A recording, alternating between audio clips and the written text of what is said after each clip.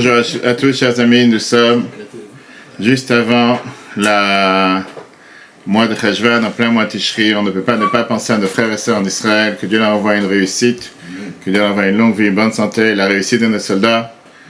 Et que Dieu fasse qu'on puisse entendre que des bonnes nouvelles de tous, partout où ils se trouvent. Il faut garder la foi et se dire que Dieu protège la terre d'Israël comme il l'a protégée jusqu'à aujourd'hui. Il continuera à la protéger. Et que nos soldats puissent réussir partout où ils se trouvent et qu'ils reviennent à la maison en bonne santé. Et qu'on entende des bonnes nouvelles de tous nos frères et sœurs. On est maintenant dans Sha'ar Yichud, juste avant le mois de Cheshvan. On vient de finir le mois de Tishri, le mois de fête. Et on va continuer avec la question comment la bonté, le chesed et l'héroïsme, qui est la rigueur, peuvent-ils fonctionner ensemble? Chesed et Gvur, on avait parlé de ça longuement la dernière fois, dans les derniers cours qu'on peut revoir sur Torah.fr. On a expliqué le fait qu'on a Shemesh Umagen, Hashem Elohim. Le soleil et protection du soleil, qui ressemble justement au nom de Hashem et au nom de Elohim, qui vient faire en sorte qu'on peut pouvoir recevoir la bonté de Dieu qui est sur terre, que sans ça, on n'aurait pas pu recevoir cette bonté. Comme on a vu la protection divine jusqu'à présent à travers toutes les guerres d'Israël, on continuera à la voir. Et c'est ce qu'on va voir justement aujourd'hui dans le cours. On a vu la dernière fois, on a expliqué qu'on a le soleil et le rideau. On a expliqué qu'on ne peut pas appuyer sur la pédale de l'essence, d'accélération et la pédale de frein en même temps. Parce que c'est difficile d'avoir ces deux traits de caractère qui agissent ensemble. Voilà la question qu'on a aujourd'hui. On a vu qu'on a trois différentes manières comment ça peut se passer. Ou qu'on a la bonté sans limite. Ça veut dire que, comme on a la réalité dans le monde, mais à ce moment-là, le monde ne peut pas le recevoir parce que le soleil est trop fort. Ou tu as la rigueur sans limite, qui encore une fois, pas forcément qu'à ce moment-là, c'est-à-dire rigueur sans limite, ça veut dire que c'est un voilage sur le soleil ou quoi que ce soit qui fait qu'il n'y a rien qui passe. Ou bien que les deux ne sont pas forcément en train d'agir. Tu as le rideau qui cache le soleil. Ok. Concrètement, la réalité elle est que ces deux attributs, chesed et gvura, bonté et rigueur, ils agissent à pleine force, à plein temps et en pleine force. Ils ne sont pas contradictoires l'un à l'autre. La question elle est, comment est-ce possible de faire cohabitation entre les deux? Comment les deux peuvent cohabiter ensemble? Bien, la Noirzakévite explique que la seule raison pourquoi les deux peuvent cohabiter ensemble, c'est parce que Dieu, il est Kol Yachol. Dieu, il est tout-puissant. Qu'est-ce que ça veut dire tout-puissant? Dans le livre Kabbal, de la Kabbal, la Avodat HaKodesh, c'est expliqué que Dieu est la perfection de tout. Et de cette perfection, il a cette force infinie, qui est ce qu'on appelle la force Blikvul, illimitée. Et de l'autre côté, il a aussi la force de la limite. Les deux ensemble. Parce que si tu dis qu'il n'a pas de limite, tu es en train de manquer ou de faire croire que Dieu lui manque quelque chose. Il peut être qu'illimité. On a vu ça où? L'exemple qu'on ramène à chaque fois, dans le temple. Qu'est-ce qu'on a vu dans le temple? On a dit que Makom Aaron et Noé Namida, on a vu que l'endroit de l'Arche Sainte ne faisait pas partie de la taille du temple. D'un côté, on te dit que l'Aaron, il devait être certains coudées, certains mètres sur certaines limites. Et de l'autre côté, il te restait à chaque fois, malgré que la largeur du Saint des Saints était 20 mètres, 10 mètres, il te restait encore 5 et 5 des deux côtés avec l'Aaron au milieu. Tu avais l'infini dans le fini, les deux mélangés. Il y a une énorme différence, et ça c'est la difficulté que nous avons à comprendre une chose pareille, parce qu'il y a une énorme différence entre la capacité divine et la capacité de l'humain. On est dans la paracha Bereshit, justement, on a parlé de ça dans tous les cours cette semaine, sauf que le premier rachid de la paracha te parle sur le fait que Dieu n'abandonne pas son peuple, et c'est Dieu qui a donné la terre d'Israël à notre peuple. Chez un être humain, chaque chose a un prix. Chaque chose a un avantage et chaque chose a un inconvénient. Et l'avantage d'une chose vient sur l'inconvénient de l'autre. Qui veut dire, tu ne peux pas avoir les deux ensemble. Prenons un simple exemple.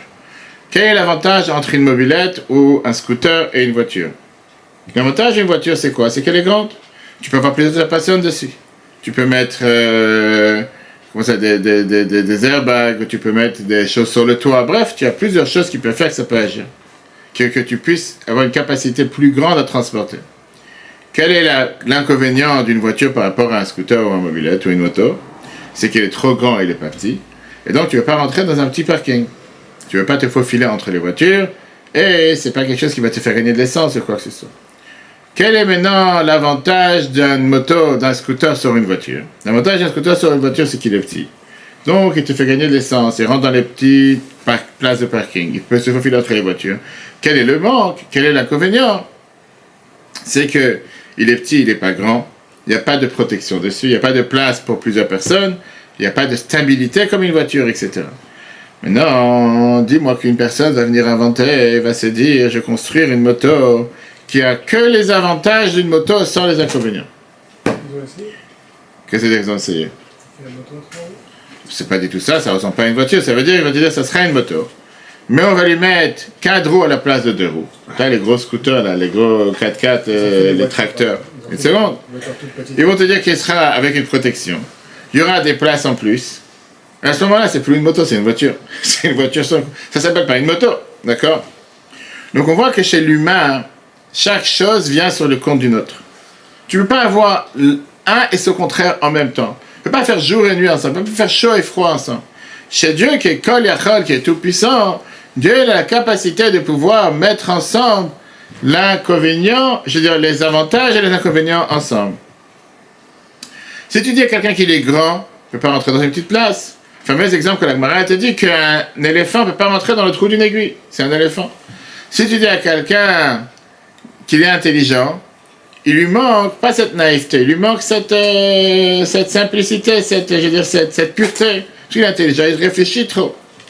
Quand tu dis que Dieu il est l'omniprésent et surtout qu'il est tout puissant, chez Dieu peut avoir ces deux choses contraires avec la même force, sans qu'une vienne sur le compte de l'autre. Parce qu'on ne parle pas de deux forces différentes, on parle que les deux viennent de la même racine.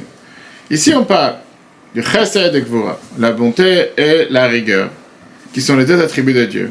Et que les deux peuvent travailler au même instant, les deux peuvent travailler au même moment. D'un côté, tu as cette abondance que Dieu a donnée pour créer le monde du néant à l'existant, à chaque instant, comme on voit dans la paracha de cette semaine, de le monde avec toute sa force. De l'autre côté, tu as la rigueur qui vient justement voiler cette présence de Dieu, jusqu'à ce que parfois, tu ne peux pas penser que Dieu n'est pas présent. Comme on a parlé tout à l'heure, c'est ce qui se passe malheureusement en ce moment en Israël, que certains te disent, où était Dieu? Et comme on a répondu plusieurs fois à ces questions, heureusement que Dieu est là pour nous protéger à chaque instant du fait qu'on a des centaines et des milliers de miracles, même avec ce qui est en train de se passer. Il faut ouvrir les yeux. Dans la tzedaka, tu as exactement la même chose. Tu as une tzedaka dans laquelle le donneur et le receveur sont au courant de qui a donné. Le niveau plus élevé, c'est une tzedaka dans laquelle seulement le receveur sait qui c'est qui a donné. Le niveau le plus élevé, on dit que la tzedaka, c'est seulement le donneur sait qui est le receveur. Et le niveau le plus élevé, c'est ce qu'on dit matin de Besseter, que ni le donneur et ni le receveur se connaissent. Qu'est-ce qu'on vient de voir?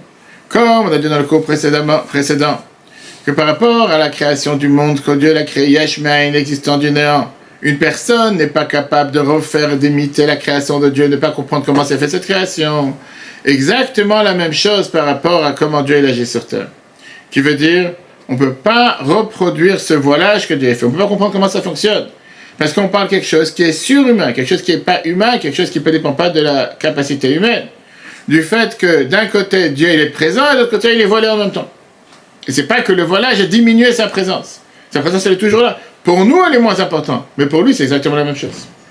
C'est ça que l'admor Zaken il emploie ici dans le mot En Hein Gvurotav. D'où vient le mot En Hein Gvurotav? Voici, ça, ce sont ses forces. C'est même une histoire. On a vu dans le cours précédent qu'on dit dans l'Amida la fameuse phrase Akel, Agadol, Agibor, Ve'anora. Dieu est grand, puissant et redoutable. Qu'est-ce que ça veut dire, grand, puissant et redoutable? D'où vient d'abord cette phrase? Elle a des prix de Moshe Rabbeinu. Les Chachamim nous ont même interdit d'employer d'autres termes sur Dieu. Parce que chaque autre terme que tu vas utiliser, ça va juste venir diminuer qui est Dieu, sa grandeur. La Gemara nous raconte, la Gemara Yom à page 69b, sur un grand débat qu'il y a eu, est-ce qu'on a le droit d'appeler Dieu Agibor Ve'anora? Est-ce qu'on a le droit d'appeler Dieu que Dieu il est grand et il est redoutable? En le limitant, pas ça. Est-ce qu'on le limite à ça? Une seconde. Je viens de me rappeler que j'ai oublié d'appeler Eli. Okay. 1000 ans après que Moshe Rabbeinu a dit la phrase Akel, Agadol, Agibor, Ve'anora, que Dieu est grand, puissant et redoutable, il y a eu ce changement. Le prophète Jérémie, qui était le prophète de la destruction du temple et qu'il a vécu à la période de la destruction du premier temple, quand il a vu les Babyloniens rentrer dans le temple et il a vu qu'ils font ce qu'ils veulent dans le temple, il a enlevé le mot Anora, que Dieu est redoutable. Il a écrit Akel, Agadol, Agibor, Hashem Tzvakot Shmo. Dieu grand, puissant, Dieu le Dieu des armées. Dans Jérémie chapitre 32, verset 18. Il a dit quoi? Tu vois des nations du monde qui sont en train de faire ce qu'ils veulent dans le sein des saints, dans le temple. Ayenora Otaf. comment Dieu est redoutable. Ça, c'était Jérémie. Arrive le prophète Daniel, qui a vécu pendant les 70 ans de l'exil de Babel. Il a vu les énormes souffrances que Nebuchadnezzar a fait au peuple juif à Babylone. Puisqu'il a vu ça, il a enlevé encore un mot. Il a enlevé le mot Agibor. Il a dit Ana Hashem, de grâce Dieu, Akel, Agadol, Ve'anora. Le Dieu grand et le Dieu redoutable. Daniel chapitre 9, verset 4. Il a dit quoi? Nochim ishtabid bebanav, tu as des nations du monde qui sont en train de rendre esclaves tes enfants. Ayek vurotav. Où sont tes forces? C'est-à-dire que pendant 1000 ans, depuis Moshe jusqu'à la destruction du premier temple, on était habitué à voir le dévoilement divin dans le temple. On était habitué à voir Dieu avec sa présence, avec sa plus grande gloire possible. On était habitué à voir la force de Dieu, l'abondance pour le peuple juif, la victoire contre les nations. Et donc pour eux, voir un voilage, une situation d'exil, c'est contre la présence de Dieu. Ça n'existe pas à l'exil. C'était la parole de meilleur sur le peuple juif. Arrive le moment le plus pire, où les ennemis rentrent dans le temple, rendent impur le temple, détruisent le temple, et il leur passe absolument rien, ils font ce qu'ils veulent, comme malheureusement on a eu cette semaine en Israël. Les enfants, le peuple juif, les enfants de Dieu sont pris prisonniers, comme s'il n'y a pas de Dieu dans le ciel qui se soucie d'actualité. Vient Jérémie et Daniel dans les moments les plus durs de ce voilage, qu'on ne voit pas la présence de Dieu, et ils disent Ayem Noraotav, où sont les miracles de Dieu? Ayem Vurotav, où sont la force de Dieu? Et donc ils ont arrêté de dire dans la prière Akel Agadol Agibor Ve'anora. Les Chachamim nous disent dans la Gemara que Jérémie et Daniel savaient que Dieu est totalement vrai. Et donc ils ne pouvaient pas dire quelque chose qui à leurs yeux ne paraissait pas comme quelque chose de vrai. Je ne peux pas maintenant dire Dieu est fort, Dieu est puissant, Dieu est redoutable, quand je vois ce qui est en train de se passer devant mes yeux. Ils pouvaient reconnaître et dire que quand on voit les forces de Dieu qui sont dévoilées dans le monde, et puisque devant leurs yeux, ces forces de Dieu n'étaient pas dévoilées dans le monde, ils n'ont pas dit ça. Arrivent les gens de la grande assemblée au début du deuxième temple, et ils ont remis la phrase de départ. Akel, Agadol, Agibor, Ve'anora. Alors, sur la question qui leur a été demandée, tu n'as pas répondu à leur question. Ayek Vurotav, Ayek Noraotav, où sont ces forces de Dieu? Où sont ces forces redoutables? Ils ont répondu Ein Vurotav. Ça sont aussi les forces de Dieu. Qu'est-ce que ça veut dire? Jusqu'à présent, on était habitué à rencontrer la présence de Dieu de manière dévoilée. Mais Dieu s'exprime aussi de manière cachée. La force de Dieu s'exprime par ça que parfois il se cache. Parfois il laisse nos ennemis agir dans le temple et dans le peuple juif comme ils veulent. Ça ne veut pas dire que Dieu est d'accord avec ce qui se passe. Mais ça, c'est aussi la force de Dieu. Si tu dis que Dieu n'est pas capable de quelque chose, tu limites Dieu. Qu'est-ce qu'ils ont renouvelé, ces gens de la grande assemblée? C'est un énorme chidouche, une énorme nouveauté. Pas seulement la bonté exprime Dieu, mais parfois la rigueur. Parfois le voilage aussi exprime la présence de Dieu. On est habitué à voir Dieu parmi nous dans des moments, je veux dire, de providence divine, de grands miracles, d'élèvement spirituel. On a des difficultés à voir la présence de Dieu quand il y a des souffrances, quand il y a des difficultés, quand il y a des événements tragiques comme on a eu cette semaine. Des choses négatives. Viennent les gens de la grande assemblée te disent ne te trompe pas un instant, ne pense pas que dans ces moments-là, Dieu n'est pas présent. Dieu il est aussi présent. Ein Vurotav. Ça, c'est aussi la présence de Dieu sur terre. Soit quand il est dévoilé, soit quand il n'est pas dévoilé. Soit le chesed, soit la gvura. Comme j'ai dit tout à l'heure, Rabbi nous a appris, on a vu dans la guerre de Kippour, 3 jours après le 13 Tishri, malgré les 2656 morts, les 7800 blessés, combien on a le devoir de remercier Dieu pour les miracles? La même chose cette semaine. On aurait pu avoir un tel carnage, des dizaines de milliers de morts, quand on sait que rien que dans un yishuv, tu as 1200 habitants, quand on sait qu'ils ont pris 20 localités, combien on aurait pu être frappé, combien on aurait pu avoir tellement plus de malheurs, combien on doit remercier Dieu pour les miracles, en pleurant tous les malheurs qu'on a eus, et demandant à Dieu que ces souffrances s'arrêtent. Ça, c'est ce que la Moïse a dit ici. Malgré que, en réalité, la créature, le Dieu de la personne créée, n'importe quelle créature, n'est pas une chose à part entière. Et la Kmoït-Pash, tout à Hachem, c'est comme ce qui se répand la lumière du soleil, Mikol Makom, néanmoins. Ça fait partie, il a employé le même terme qu'on a vu des gens de la grande assemblée, l'histoire qu'on vient de raconter. Ça fait partie aussi de ce qu'on appelle les forces de Dieu. Kol Yachol, que Dieu est tout-puissant, qui peut se dévoiler comme il peut se cacher. Le Tzamtzem qui peut limiter à Chayut, la vitalité, vers Ruchniut, et la spiritualité, Anishpa qui est influencée, mais Roarpil de sa bouche ou l'astiro le cachet. Shelo Yevatel, Gouf Anivra Bimtsiou, de ne pas annuler, de ne pas faire disparaître la créature, la personne de son existence. Veze, et ça, Ein Besechel, Shum Nivra Leasing, Maot Atimsum Veste. Personne ne peut le comprendre. Veshei, Afal Piken, Gouf Anivra, Nivra Me'ainesh. Et que néanmoins, que tu puisses avoir l'existence même de la créature, d'une créature, qui existe du néant à l'existant. Que moi, de la même manière que personne, aucune personne peut te dire qu'il peut comprendre comment tu peux créer l'existence du néant. Va m'expliquer comment de zéro, de rien, créer quelque chose. Il n'y a pas de logique. Tu dis, c'est la chimie, c'est la physique, la règle que la graine. Va expliquer comment dans cette graine tu as cet arbre avec des centaines et des centaines de kilos de fruits, des tonnes. Il n'y a pas d'explication. Maintenant qu'on comprend que ces deux forces, ce sont deux forces qui s'opposent et qui travaillent ensemble, maintenant on doit comprendre comment ça fonctionne ensemble. Comment tu peux avoir le voilage et le dévoilement au même instant. Pour ça, la demande à laquelle il t'amène ici ce nouveau concept, qui est un concept qu'on revoit énormément dans la Chassidut et dans la Kabbale, qui est Orot Vekelim, les lumières et les réceptacles. Les réceptacles, les récipients pour recevoir la lumière. Or veut dire quoi? Qu'est-ce que ça veut dire quand tu parles d'une lumière? C'est quelque chose qui est totalement déshabillé, qui cherche à s'exprimer. Ça peut être l'abondance, l'énergie, la force, la volonté, un sentiment. Keli, c'est ce qui vient contenir cette lumière et qui donne la possibilité à cette lumière de s'exprimer. Un cadre, un média, une plateforme, un cercle, un tuyau, n'importe quelle chose qui va contenir cette lumière que tu cherches. Tu veux faire passer l'électricité d'un endroit à l'autre, il te faut un câble. Tu veux faire passer de l'eau d'un endroit à l'autre, il te faut un verre, etc., etc. La fameuse exemple qu'on utilise en général quand on parle de lumière et récipient, c'est la parole. Quand quelqu'un veut parler, il y a en général deux choses. Il y a ce qu'on appelle le sens et il y a les mots que tu emploies. Le sens, c'est la lumière. Ça, c'est les différents sentiments que tu veux exprimer. Les mots sont le keli, sont le récipient.